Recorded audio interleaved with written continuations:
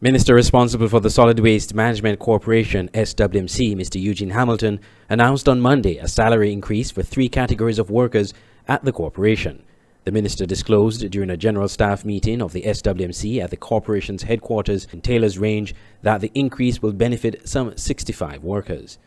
Starting from the 1st of April, a few weeks ago, those 3 categories that I mentioned, and I think the chairman mentioned the number 65, I heard him say, those 3 categories will see their salaries change because they'll be put into the new organization, in the new chart structure, the new salary scales, and in each case, everyone will see a top-up. For some of you,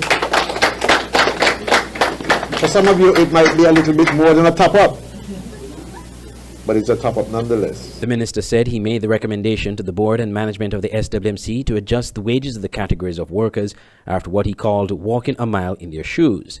In January, after the new garbage trucks were first commissioned, Minister Hamilton worked a few hours as a loader on one of the new garbage trucks in his constituency to get a first-hand experience of what the work entails and the challenges the workers go through in performing their duties. And so it was a joy for me on that morning to go and handle some of that garbage. But I must be honest with you, it caused me to make an instant change in how things were working in my mind. Because the very first garbage bin that I took up and decided to dump that garbage, not only was this scent outrageous, but there were some maggots screaming all over the place. Serious set of maggots. And I said, what is this? This is the condition in which my people work? My goodness. And so I decided, you know what? What can I do to give you some encouragement to continue in this really messy task, but important task? And so I asked the board and the management to look at the prospects of treating with adjustments in wages for at least 3 categories of workers: those who drive the trucks, those who sweep the drain, and those who work in the landfill.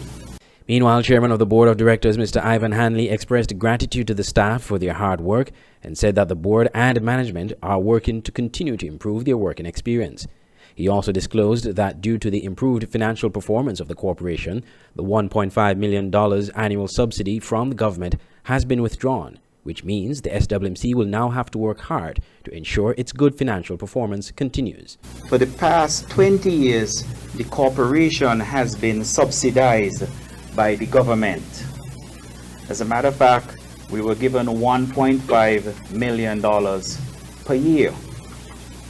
However, the financial secretary and her team, they have reviewed our performance and our accounting, and they have deemed that the corporation now can stand on its own.